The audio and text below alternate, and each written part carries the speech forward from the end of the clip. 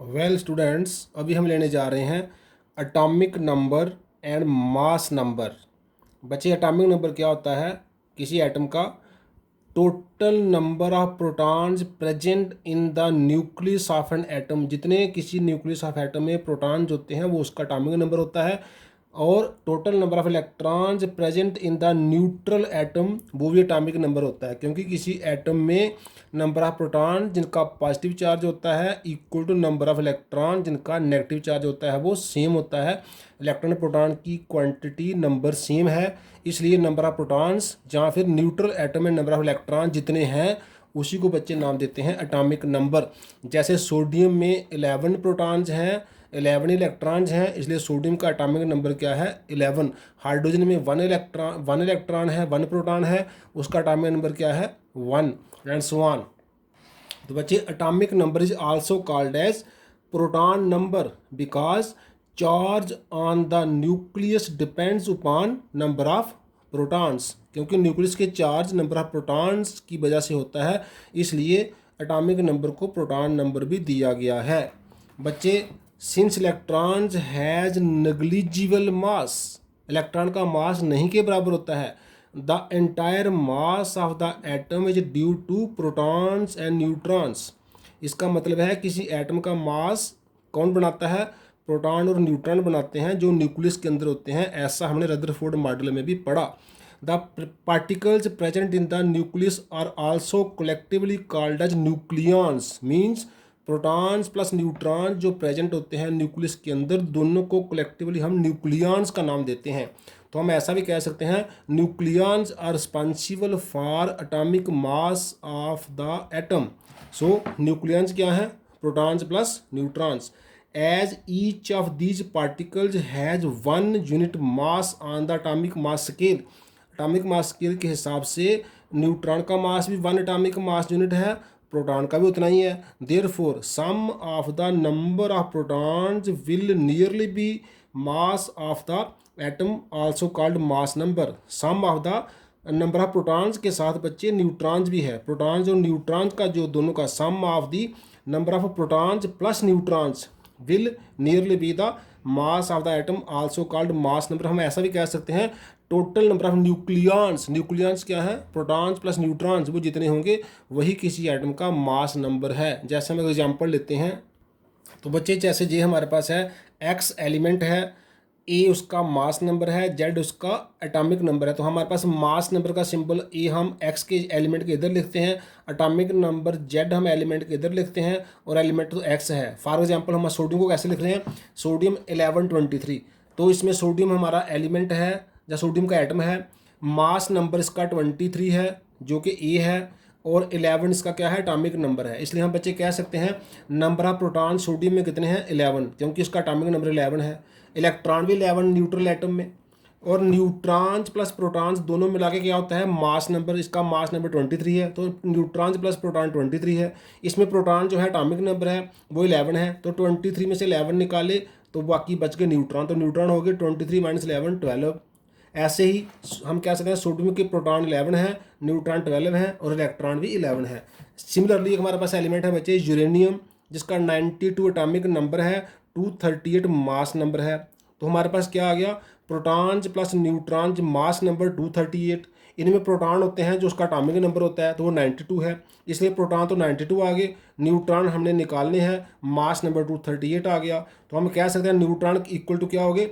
238 जो कि mass number है, उसमें से माइनस कर दो प्रोटॉन्स जो कि 92 है, 146 इसमें न्यूट्रॉन्स हो गए। इस तरह से अगर हम किसी एलिमेंट का मास नंबर पता हो, एटॉमिक नंबर पता हो, हम बता सकते हैं उसमें कितने इलेक्ट्रॉन्स हैं, कितने प्रोटॉन्स हैं और कितने न्यूट्रॉन्स हैं। न्यूट्रॉन्स क्या होते हैं? Mass number minus number of protons, और नंबर ऑफ प्रोटॉन्स क्या होते हैं? Atomic number.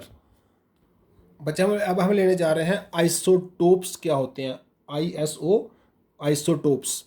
तो atoms of the same element having same atomic number but different mass number are called, उनको बोलते हैं आइसोटोप्स। तो ऐसे एलिमेंट सेम एलिमेंट की जो एटम है जिनका एटॉमिक नंबर तो सेम रहता है लेकिन मास नंबर जो है वो अलग हो जाता है, उनको आइसोटोप्स बोला जाता है।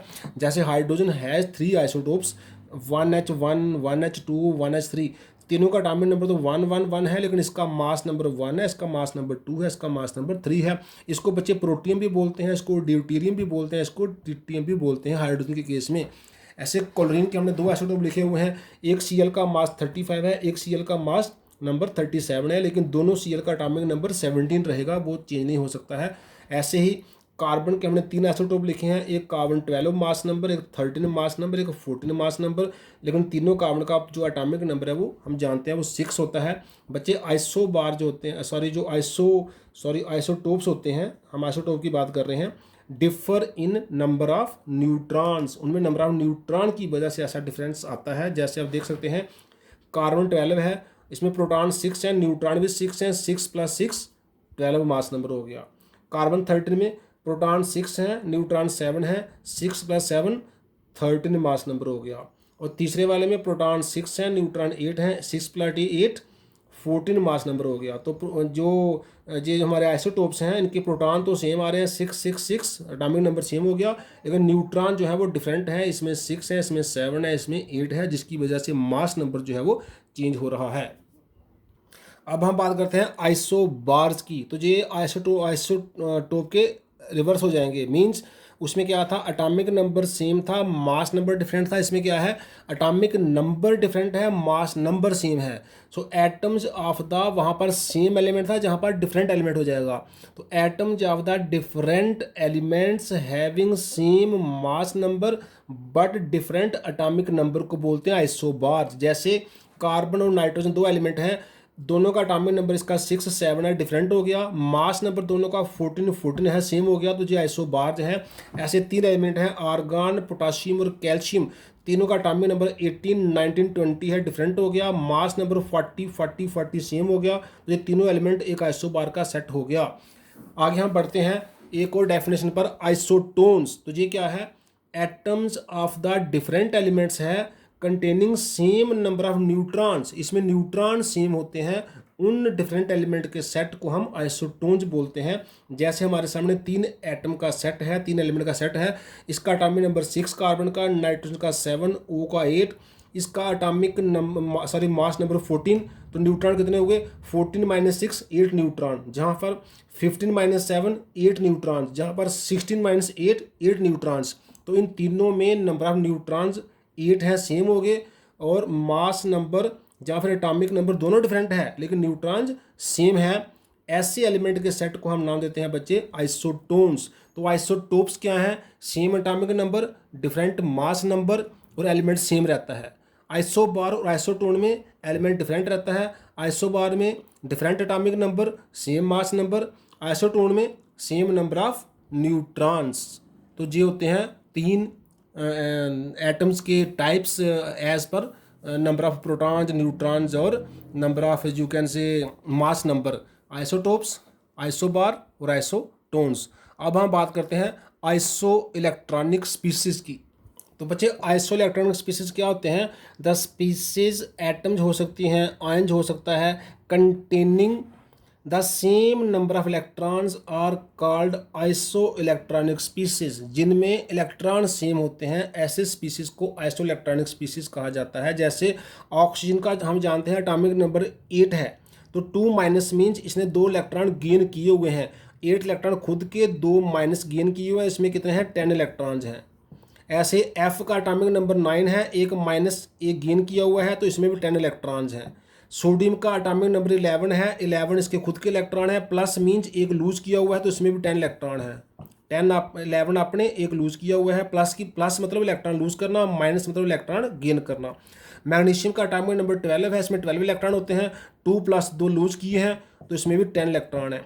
नियॉन जो है एटॉमिक फॉर्म में है, इसके ऊपर कोई चार्ज नहीं है, इसका एटॉमिक नंबर 10 है, तो इसमें भी 10 इलेक्ट्रॉन है। तो ये सभी 10 इलेक्ट्रॉन वाले आइसो इलेक्ट्रॉनिक स्पीसीज हो गए, जिसमें एटम्स भी हैं और आयंस भी हैं।